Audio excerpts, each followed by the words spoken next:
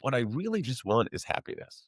I mean, why do any of us do anything? I didn't know I needed it. I thought I was good, but actually I was just repressing it. I left some baggage on that mountain that allowed me so much more inner peace than I thought was possible. I had to let go of my identity as a husband. I had to let go of my identity as, like a fairly well-off professional. If you ask yourself why, what are you after? Are you really after money, or are you after happiness, or do you think money will get you happiness, or do you think this will get you happiness? The why is absolutely essential. This is the Relentless Pursuit of Winning podcast, where we are here to educate, equip, and inspire people to build extraordinary companies. We're so glad you're here. Don't forget to like, subscribe, and hit the bell so you can get updates every time we drop a new episode. Now let's get it started. Hey guys, welcome to another episode of the Relentless Pursuit of Winning podcast. My name is Rick Meekins. I'm going to be your host today, and in the studio of James Burdett. How are you today? I am so happy to be here, Rick. Thank you for having me. Yes, man. This was a journey. I enjoy when things, kind of go left when we're planning right. But you know what? No matter, we're here. We're gonna have a great conversation. I have a good feeling about this. Absolutely. You know what? Let's do this. Let's just dive into it. Can you give us a little bit of your background, who you are, what you do, and why you do what you do? Okay, well, now I warned you earlier this might take a left turn, but I'm going to start where we originally said we were going to start. Now, I'm James Burden, and I run Stuttering Blueprint, which is a coaching service for people who stutter to come to terms with their speech, their presence, and their ability to communicate. It's a lot less about creating perfect speech than it is by finding the place inside that makes you feel okay. And this is very, very, very challenging in stuttering because it is so misunderstood, not only by society at large, but by people who stutter themselves, and what it means about them, and internalized beliefs that, quite frankly, are based on a myth about stuttering. And sometimes I've wondered if I'm a little ahead of my time, although other people are also ahead of their time in doing it this way. Mm-hmm. It's a difficult thing to market, and market is even the wrong word because, I do not want to sell people things. What I want to do is help them realize that they're okay. Most of marketing that I see is pointing out a problem and digging into the pain points, as the industry talks about. Yeah. Basically making you feel worse about it, and then offering you a solution to make you feel better. Now, with stuttering, it doesn't strike me as moral to dig into the pain points. People who stutter know how hard it is to stutter. They don't need to be reminded. What I think people, and who am I to say what people need? But what's worked for me in my life, not necessarily about stuttering, is coming to a place of self-acceptance, radical self-acceptance, instead of trying to fix every problem on the outside. And you'll see as we continue the conversation how I might have come to this conclusion about stuttering and life in general. Yeah. What set you on this path to begin with? I mean, you obviously don't stutter. Sounds like a bit of a passion project for you, or what was it? Why did you dig into this? I am a speech therapist. I've been a speech therapist for 18 years now. And when I started in speech therapy, even before I was finished grad school, I did a practicum and with Columbia Speech and Language Services in Vancouver, where I grew up and live. And it was a magical experience. I got to be with 10 adults who stutter, and I watched them go from stuttering very intensely to almost completely fluent, and in some cases completely fluent, over a course of a 10-day intensive stuttering workshop. And the tears of joy and the plans that people were making, people who had held themselves back from career paths. One guy wanted to be a lawyer but thought he could never be a lawyer because he could never stand up in front of a jury and talk, he thought. And now he was a short order cook, and now he was excited to go off and learn how to be a lawyer and start school and all this. So this was very, very moving for me. And so when I completed grad school, I focused on stuttering, and I got clients through mentors, and I got to see more people who stutter than most people who stutter know. So hundreds of people over the years have I met. And when you meet this many people with the same challenge, and they are all talking about the same kinds of fears and self-doubt, but you see that each individual person is so capable and so intelligent and successful in so many different ways. And what I began to see was that stuttering wasn't the problem. It was the way people felt about themselves because of stuttering. And that is supported by myth after myth after myth, like the myth that people who stutter are less intelligent, or that they don't know what they're going to say, or that they're nervous. Now, when a person goes through life as a non-stutterer, they might find that they stutter sometimes when they're nervous, because we all do. We all stutter a Mhm. little bit sometimes.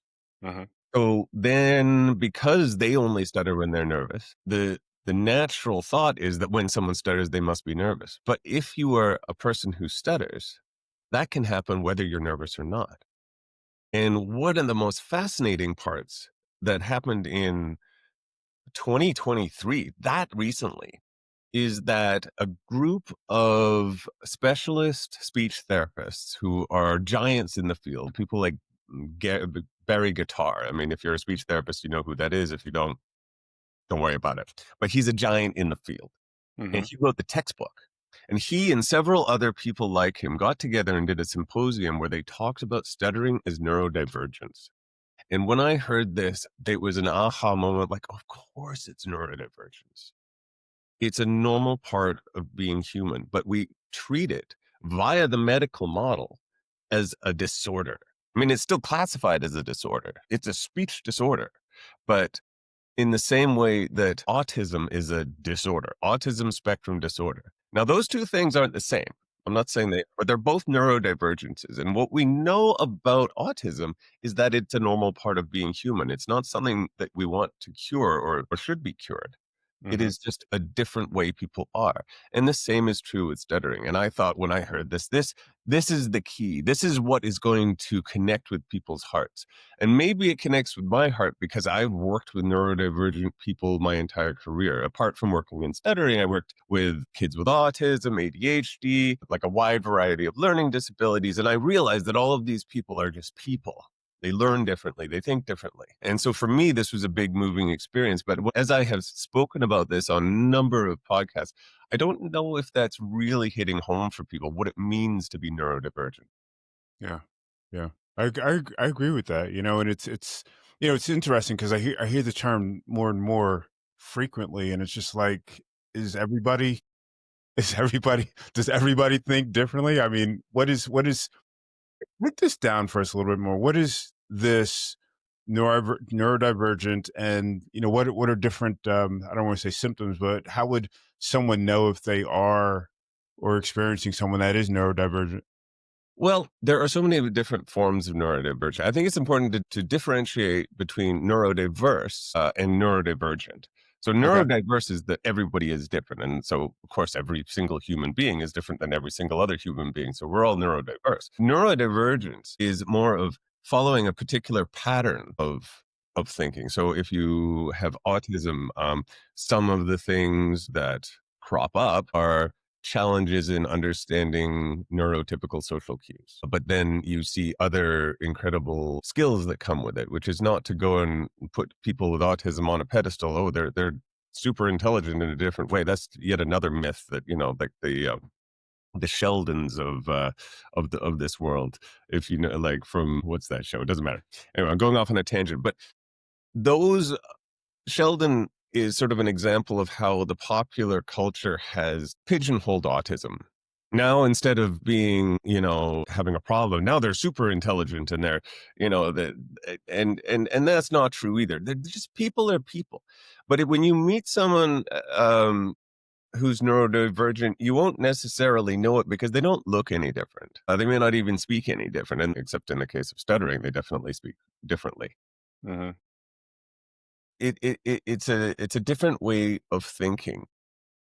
We tend to, in our culture, if we're not in that sort of center of the normal curve, sort of the normal way of thinking, we tend to other them. And I think what my message is partially here is with stuttering and all forms of neurodivergence is we're all human. And my job as a speech therapist has been often to help both sides understand each other. And now, of course, I'm mostly neurotypical, I'd say. So I don't have the perspective of a person with autism or a person who stutters. But because I've been around so many people and I've seen their challenges and their skills and their struggles, I've been able to act as that translator, especially in a school setting, and increasingly now in a stuttering setting. Mm, mm.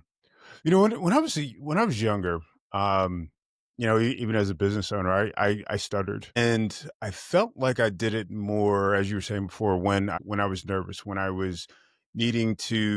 I felt like I was trying to figure out what I was trying to say, and it was kind of like, you know, I was trying to get the engine started, you know, whatever that was going to look like. I found that my youngest son, you know, does that as well, or used to do that as well. He went to a speech therapist, and I don't know, I talked myself out of it. I don't know, you know, I guess a case could be made that I could probably stutter if I didn't think about it. How's that? You know, as a business owner, I found it to be, I don't want to say crippling, but it made me less confident, you know, when I would go and speak in front of my staff. And that's something that is realistic, I think, for some folks, even some folks that, you know, maybe haven't started businesses and are thinking about or feel like this is going to be something that's going to keep them from doing that. I mean, how do you normalize this, or how do you get someone to flip that switch to say, you know what, it's okay, it is normal, I can walk out and be myself and speak the way that I speak and be successful? You know, it is challenging because we have all these myths about the way that people need to speak in order to speak correctly. And I think that's one of the challenges that I've haven't had in my message is, you know, that's all very well that it's okay to stutter, but I still don't want to stutter. And I completely get that. You know, I don't judge people for wanting that. But what also happens is that if we are thinking about it, that the old adage of what we resist persists. The more we think about it, the more we worry about how we speak, the more we focus on it, the more we tend to actually stutter. It's like we're just gripping on so tight. People have many, many different personal tricks that work to some degree, but I call it white knuckle fluency. Fluency being speaking without stuttering. Hmm. It's like I'm holding on real tight and just hoping that I don't. And then sometimes it works. And then other times it doesn't work. And what people tend to do rather than put themselves out there and speak is use avoidance. All Hmm. kinds of ways to avoid. Avoid speaking entirely is a good one. You know, speak as little as possible. And like you can see how many opportunities one could miss doing that. Hmm. You would never put yourself out there as a public speaker if you were so afraid that you would stutter that it would be crippling, right? And as you just described, the only way I think is to see other people stuttering in a way that is not self-conscious. So if I am looking at you and my shoulders are back, I'm confident, but and yet I'm stuttering a little bit. Hmm. The energy of that stutter, like a little hiccup here, a little repetition there, is so much different than to stutter. Oh my God, like you freeze, and then you look away, and it's the body language, and it's really what's going on in here. But until we see more people stuttering, we can't in that way, in that confident way. And in my position, I've seen it lots of times. And one of the stories that really comes to me is a man came to me who stuttered so severely that it was every sentence at least and multiple times in a sentence. But Hmm. that guy would look you in the eye and he wouldn't stop saying anything, and you just waited, and then it came out and then off you go. But he was utterly confident in himself, and he didn't come to me to help his stutter. He came because his son had started to stutter. And to be fair to him, like I'm sure he went through a lot to get to the point where he was able to be confident and stutter. And to not want your son to go through that is natural as a parent, of Hmm. course.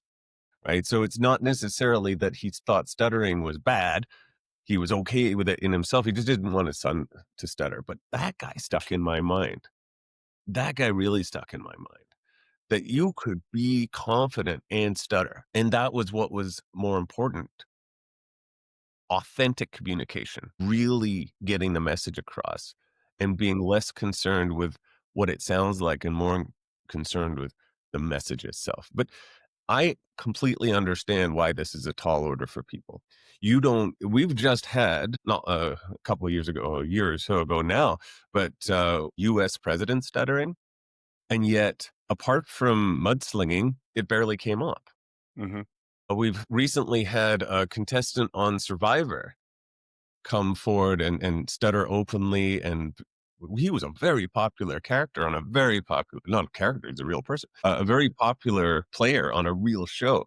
And yet I don't see, and I should see because I'm in this industry, I don't see a lot of it getting talked about except very quickly in passing here and there. So this is why Yeah. I say perhaps I'm a little ahead of my time with this particular offering, Mhm.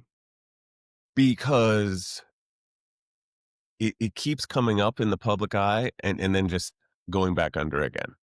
Yeah. I feel like it's on the edge of something. Our society is so ready to accept difference now, more and more and more, despite a lot of reactionary behavior in the politics. I'd say as a whole, our society is becoming much, much more accepting of differences. We accept people with autism, and we accept people with ADHD, and we accept gender differences and sexual orientation and all of these things. I think stuttering must be this close.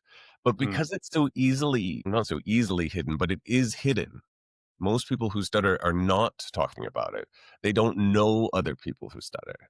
They're not, there is the National Stuttering Association, and I highly recommend anyone who stuttered to check it out, because if you want to see confident people stuttering, check out this National Stuttering Association. But I think what I've heard from people is there's a fear in for people who stutter. If I see stuttering, I'm going to start stuttering again. I just, you just kind of like, you just resist, push it away. I just don't want to be a part of that.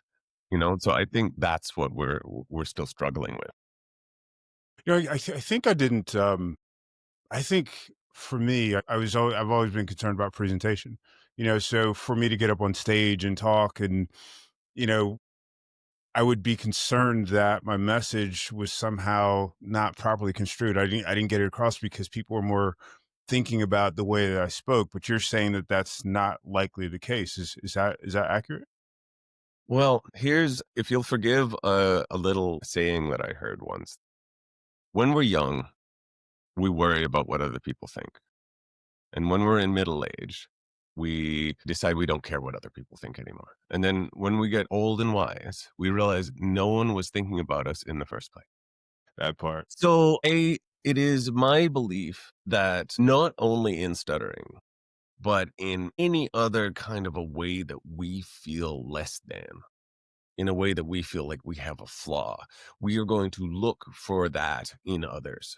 So if we are a little bit overweight, we're looking at people's waistlines. If we've got a receding hairline, we're looking at people's hairlines. If, like whatever it is we're focusing on. So when someone stutters, they are thinking that everyone's watching them, and they will see that. They will, when you see someone look away when you stutter, when you see someone look uncomfortable, you're like, they're judging me. And and maybe they are, but most likely they're thinking about themselves.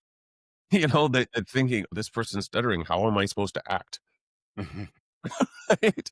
And if I could give a little shout out to people who want to know how to act when they see someone who stutters, is simply know that there's nothing wrong with them. This is just, and just wait, and it'll come out, and give them the space that they need. That's just the respect that anyone needs. Don't finish people's sentences. But when you realize that nothing's wrong with somebody, you don't feel the need to finish a sentence. Right. You don't need Right. to Yeah. feel the need to help them because they don't need help. Yeah. I mean, maybe that's being my challenge. And I told you this was going to take a little bit of a left turn. So this might be the perfect segue into the left turn for this conversation. You ready for it? Let's do it. Let's do it. Okay. So when I started this, I had just been through basically the pillars of my life decided to all collapse at the same time. So it started with a separation from my wife that incurred some financial challenges. I was also burned out as from being a school speech therapist. It's a very intense position and constant decisions, and it's a tough job, and I've been doing it for 15 years. Uh, and then on top of all that, I got a brain tumor. Oh, and I've had the operation on that. That's been out, but all of this happened in a 2-year period. And when I left my job and I was single, and I all I wanted to do was start something that I knew I was good at. Work like when you're working in the schools, you've got all of these different constrictions on your ability to make progress. So I thought if I could create something that I had full control over, I could make sure it was done right and we weren't missing things and we could do it Mhm. correctly. So, and I think I was so afraid of having lost everything, my health and my money and my wife and my dog and my all of this stuff. I all want it back. I just Yeah. wanted it back now. Yeah. So I started Stuttering Blueprint and I got right into it, and I threw myself at it. Like I hired coaching services. I threw all my money into it. I worked 10-hour days. I was like relentless pursuit of winning. Relentless, Mhm. right? So I start doing all this, and it's not seeming to work. So I throw more and I go work harder. And I created a vision board. What did I want? I wanted a place on the beach. I wanted all the trappings of society. I wanted a nice car. I want all this stuff. And I thought this would be my way to get it and Yeah. also help the world. Right. So as I'm doing this, I decided I want to travel. And the first place I go is to Mexico. And when I got to Mexico, I met a friend who has changed my life. Now, he had on his property in Mexico this little dome where he meditates. So I started meditating. Okay, well, this is kind of useful. I'm like, oh, this will help me be good in business. I'll be very calm, whatever. And I started to discover this the real journey. That's when the real journey began. I the going inside. Uh, and what do I really want? Do I really want all like maybe I do want vast wealth and a place on the beach and all this kind of stuff, but maybe what I really just want is happiness. I mean, why do any of us do anything? In the end, we want to be happy. Mhm. Maybe we wanna be happy because we feel like and everything we do is kind of a way to get there. Yeah. We wanna take care of our children because we couldn't be happy if our children aren't well taken care of. We wanna be rich because we couldn't be happy unless we've got enough money. But as I traveled and I went to Nepal first and I volunteered. So I was like building this business on the side and volunteering at the same time, just totally flat out, right? Like fully workaholic, go for it. Yeah. And, I started to meet these Nepalis who had very little. And this is such a kind of a cliche thing to say in some ways. Oh, people are happy with less money and, North America's all crazy. And people in Nepal have real problems. There's a lot of poverty but here's what I don't see there that I have seen a lot in all these coaching services that I've been in: the existential crisis. The "I'm not good enough" doesn't seem to be as prevalent. Yes, maybe they don't have enough money and this problem and that, the real problems, but the existential crisis isn't there. And when I've sat in some coaching services, massive Zoom rooms with like 40 people all trying to build a business, and some of them are insanely successful, making millions of dollars a year, but the stress that's still there hasn't gone away. Like I wanted to get into this so I could make enough money so I could never be stressed again. This doesn't seem to be what happens, Mhm. right? So, the volunteering was great. And then synchronicity started to happen. And now I'm getting a little woo-woo here, but here I'm going to tell you anyway. You have to So tell us what synchronicities are. they're real, right? What are they? Well, okay, here's one. Here's one that really hit me. I went to this temple in a region of Nepal that is called Muktinat, and it's one of the fonts of the Ganges, like way up in the mountains. So Mhm. holy river of India. This is one of the tributaries. It's where it comes out of the mountains, and there's 108 fountains. And I walked through these 108 fountains, and then I do the double dip in the holy water. And I did that 2 days in a row. And these weird things would happen. Like as I'm about to, it was a cold day, but the sun comes out just as I'm about to do this really cold thing. The sun comes out, and then I dry off and put my clothes back on, and the sun goes away again. Now, this happened 2 days in a row. But here's the cool part. As I come out of the temple on the second day, I look at my phone and there's an email from my ex-wife. Now, I haven't talked to her in at this point like a year and a half, 2 years. Uh-huh.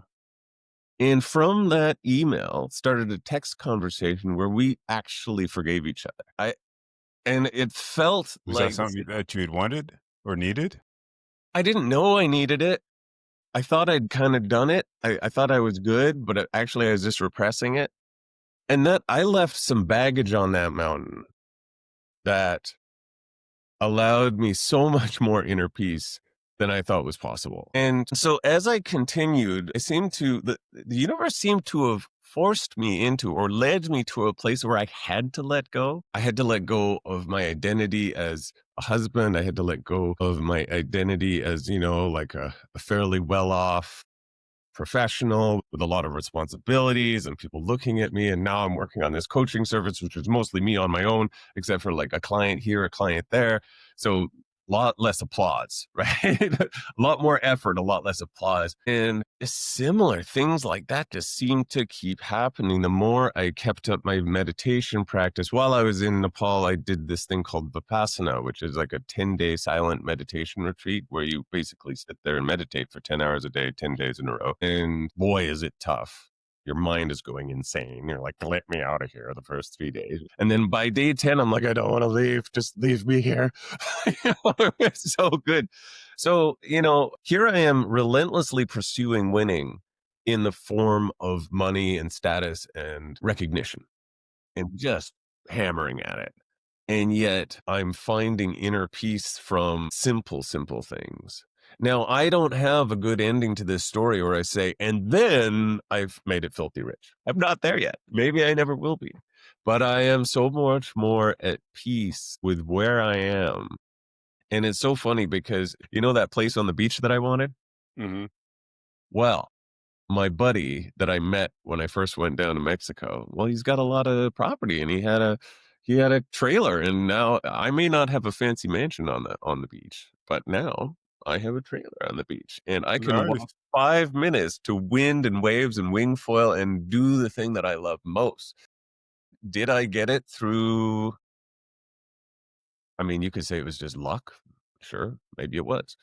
Maybe it was, this is what I wanted, and the universe gave it to me in a way that I never expected, without something that I needed to cling to in order for my identity to feel strong.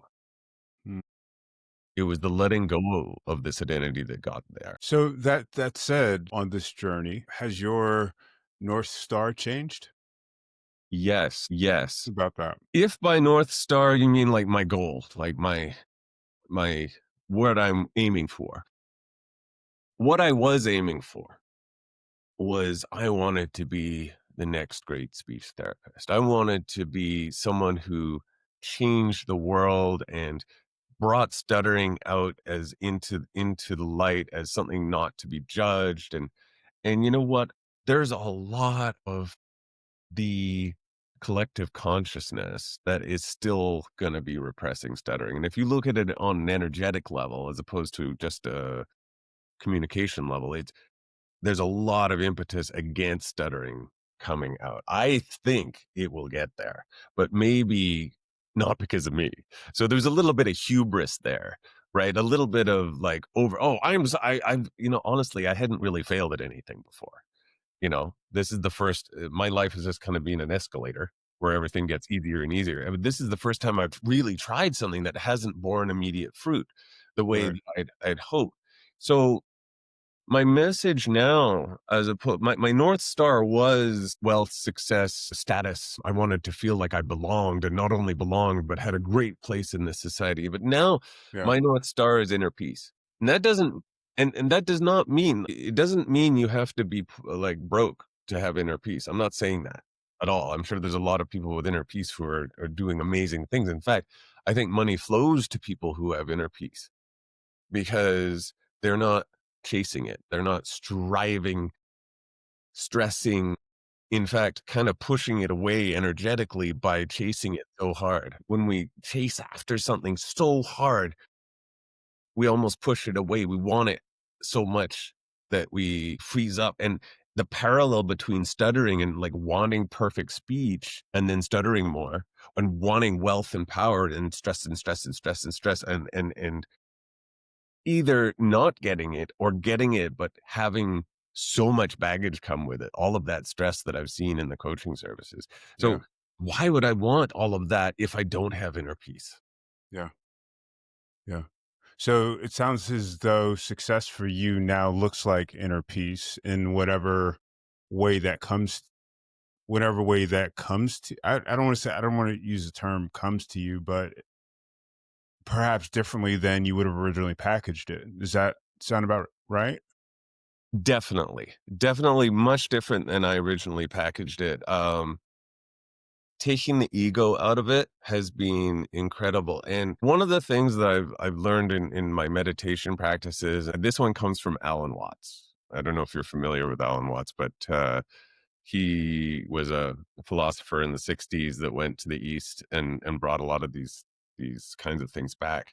And he Hmm. talks about water and the way water finds its way in when it's looking for a path back to the ocean. You know, it'll send out tendrils here and tendrils there. If we looked at a tendril of water that is seeking its way to the ocean that stops because it hits a mountain or it hits a, and then it has to go around. If we say that that tendril of water has failed, it's kind of madness. It's just going to slip around and go another way.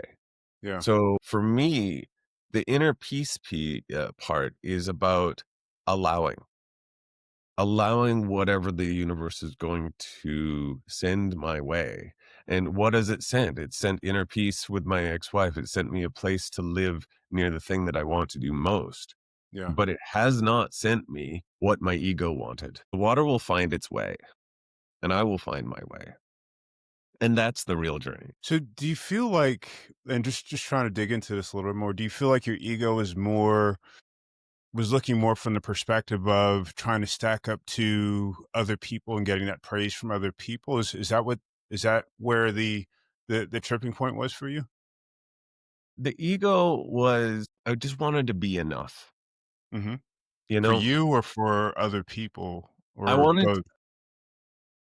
thought it was for me, but actually it was kind of for other people. I mean, my dad is a lovely man, but like every father, you teach your son, especially if you grow up in the 80s like I did, you know, you gotta be a breadwinner and you gotta do the, you know, you take on these ideas. Now, my dad's still with me and I get to talk to him, and but the things he used to tell me as a 40-year-old father is not in what is important to him now.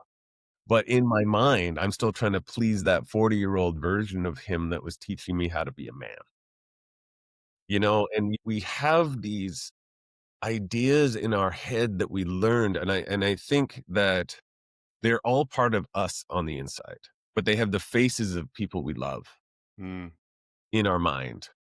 right. And that's the ego, right? The ego wanting to feel like enough, but actually keeping you small and keeping you from allowing things that could lead to more happiness than what your limited mind thinks is going to lead to happiness.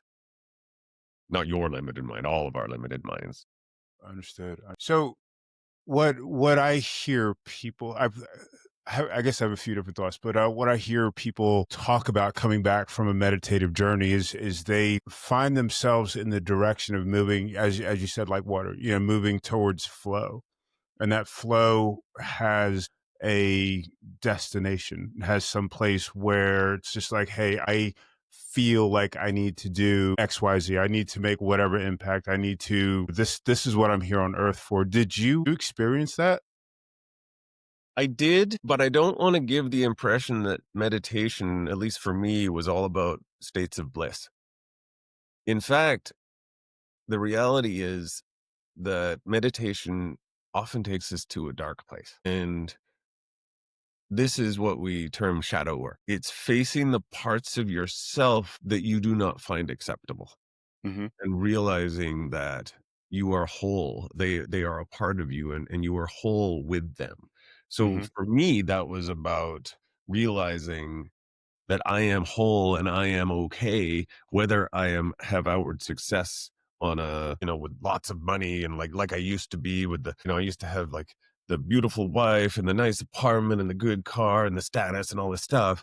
Mhm. And I was, even when I had all those things, I was like so afraid to lose it. Yeah. Now that it's all gone, I feel more whole than ever. But that did come through sitting with the discomfort, sitting and that's where that's, I think people think that they can't meditate because they sit down and they're thinking all these negative thoughts, and that's the journey. That's the real journey, is being with all of those things that you don't want, Mhm. that you reject about yourself. Like, Mhm. for me, it's the money thing or success. And for people who stutter, it's like, if I stutter, I'm not enough. I'm not Mm. good enough. If I don't fix this, I'm not enough. Mm. And that is also why my offering is not sexy. It's not a three-step system, you Yeah. know? I tried to make it into one so that Of I could course. sell it, right? But it's not. It's just not a three-step system. It's a messy, uncomfortable, real experience that by the end of which you feel a hell of a lot better. But it's not pleasant. Sitting for 10 days in a Vipassana retreat wasn't pleasant for most of it. It Yeah. was comfortable. It was like, what am I doing here? I'm thinking all these negative thoughts. I'm doing this wrong. I'm doing this wrong. I'm doing this wrong. Oh, okay. It's like, with enough, you sit there long enough, eventually. And one of the epiphanies I had was that, and this suddenly came to me, that I don't have to worry about money so much. It will work out. Mhm. It Mhm. comes and it goes, but the more I chase it, the more I seem to chase it away. Yeah. So what is that thing that you have to do now? Now that you're not chasing money, you've got your place.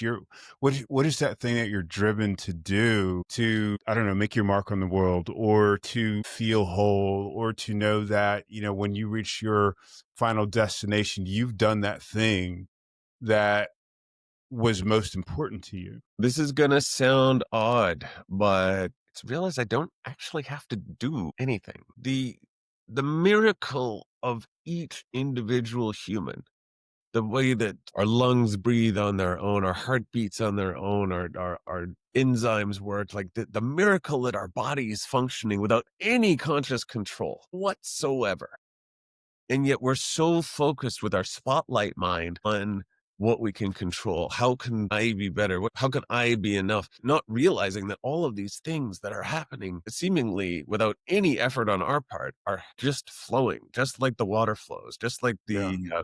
uh, when you breathe, you can choose to breathe and notice your breath, and you can control your breath. But if you stop thinking about your breath, you just keep breathing. Like, most of our lives, and it's been scientifically shown, and you can Google this, that 95% of our daily functioning is unconscious. Like, we might make little decisions. Oh, got to make the coffee. And then the brain just goes into making coffee mode. Got to drive to work. Have you ever had this experience? You jump in the car and you drive to work, and you get to work, you're like, The autopilot thing is just like, why am I here? It's Saturday. yeah, well, hopefully you don't do it on a Saturday. But I have definitely been so deep in thought about work that driving to work, I like get to work. I've been completely not present, and yet I safely drove my car to work because these automatic processes take care of it for me. So this, when people start talking about trusting the universe, I think that can be, how do you what does that mean even? I mean, and I suppose it's the same way that you don't worry that your heart, like, you don't have to worry that your heart will beat unless you've got, you got a heart problem or something, you don't have to worry that your lungs will breathe. You don't have to worry that the sun will rise and set. So many things in our life happen easily and flowy when we let go.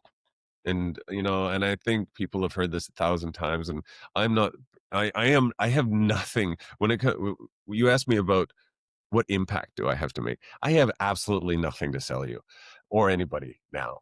This real journey thing, which only just sort of came to me the other day, I haven't even got a website for it, but I think what I'm going to do, I did check that the realjourney.org is available. So I'm going to go get that. Go get it now. All I really, yeah. So the real journey sounds like a good title. So we're going to go with that.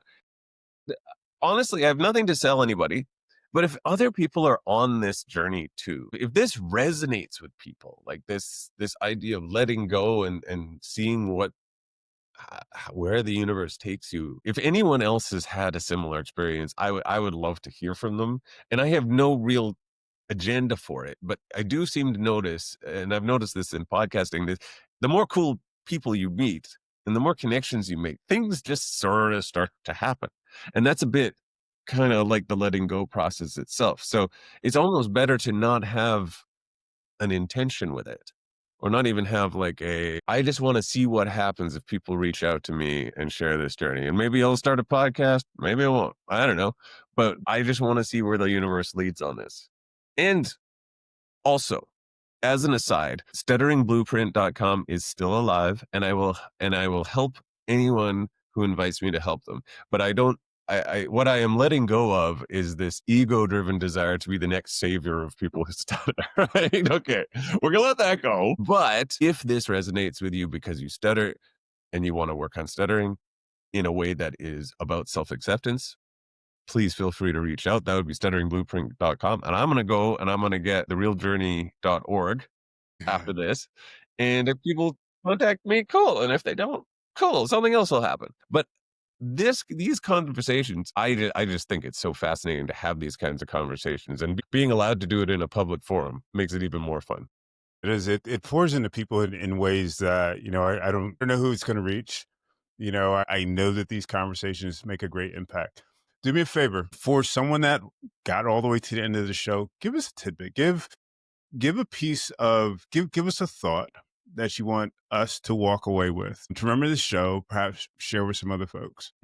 Because of the name of your podcast, The Relentless Pursuit of Winning, what I would like people to just take a moment to think about is what winning means. What does winning mean? And maybe it does mean millions of dollars. There's nothing wrong with pursuing that. But what if you ask yourself why? And this is a big thing in coaching programs. What's your why? What's your why? Why are you doing this? You know what? And it's really important. What are you after? Are you really after money, or are you after happiness, or do you think money will get you happiness, or do you think this will get you happiness? The why is absolutely essential, because if you do what I did at the beginning, I mean, it worked out great, but in the end, I feel very great now. But there was a lot of angst. There was a lot of suffering that I brought on myself. So when you're out there pursuing winning, what is winning to you? That's what I'd like you guys to think about if you decide you want to. I love that. I love that. I love that. And that statement has come up, what does winning, around this podcast a number of times. So I'm really grateful that you mentioned that. Thank you so much. This has been a great conversation. I enjoyed it. I wish you had more time. I'd love to dig into this a little bit more, but thank you so much for being here and being willing to share. Thank you for having me. I didn't know exactly which way this was going to go, and I had a lot of fun. So it was great. Thank you. Awesome. Folks, thank you so much for watching or listening to another episode of the Relentless Pursuit of Winning podcast. Keep winning.